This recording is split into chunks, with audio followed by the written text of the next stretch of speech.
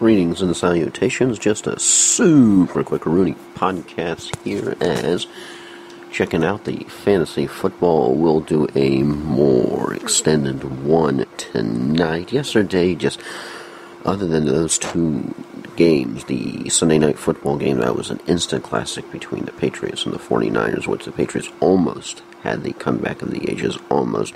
Then, of course, you had the Dallas Cowboys-Pittsburgh game, in which Big Ben Romo. So, there we go. And how about this? You have to just really feel sorry, because I'm sure you know somebody out there that quite potentially might have had this happen to you. As one of the folks in our league, the 6th and 7th place team, ended up losing their matchup 96.68 to 96.19. If just Brandon Lloyd had got a couple more passes, they would have won. Just a couple. Yes. Fantasy football giveth, fantasy football taketh away. As yours truly ended up winning the consolation matchup, so that's like, you're kind of yippee, but all that. Interesting to note with the elimination challenge, still alive, as you had the following choices. Saints were 17.6% who won. Redskins 17.3% picked who won. Dolphins 14.3% who won. Lions 7.2%. Yeah, they suck. And then you have the Houston Texans who won. But that would have been definitely a nail-biter in the first half as far as that's concerned. Ooh, yeah. That would have. So you have 4 out of the 5 choices winning. I went with neither of those. Somehow my butt is still alive. I have no idea how, why, but I'll take it. I chose the Oakland Raiders over the Kansas City Chiefs. I figured that would be a more dominant affair than it was, but 15-0 with field goals is a win. Is a win. It doesn't matter how you win. All that matters is that you did when it comes to football, right? And just some of these other scores, as you just take a quick look at the scoreboard. Of course, Thursday night game was some of the more competitive games. Falcons blowed out Giants. Vikings and Rams, that at least was semi-competitive. Dolphins blow out the Jags. Packers get by the Bears. Should have scored more, but they're not the Packers of old that we know of this week. Redskins totally dominate the Browns. Look like the Browns weren't it. Yoink, of course, my Bucks 41-0. Lay an egg. Seriously, sucko. Then the Broncos 34 over the Ravens. And the Ravens still look like they're going to get in the playoffs, even though they lost. Wait, what? Yeah, that's how crazy it is this year. Colts gave a real good first half, but then Texans beat them 29-17. Cardinals over the pathetic Detroit Lions 38-10. Panthers over the Chargers 31-7. Seahawks do it again, back-to-back 50-plus point weeks. Are you kidding me?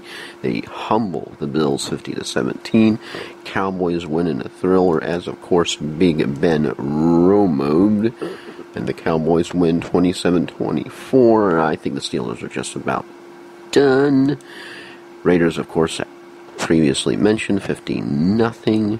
49ers and Patriots, that was the game of the entire day. Even more exciting than the Cowboys-Steelers game, because the Patriots almost came back and won that sucker.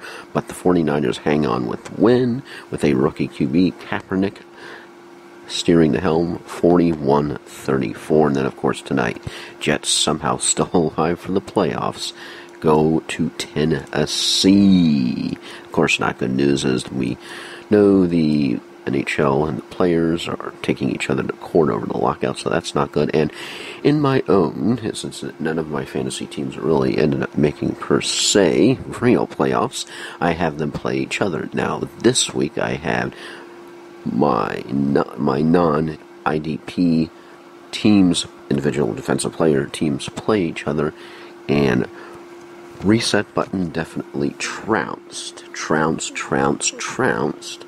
Cruel wind of fate. So reset button moves on to face the red shirts for the Super Bowl. Since the one good thing about Yahoo Fantasy Sports is up to week 16, it still keeps track of how much your players score, even if you're not in the playoffs.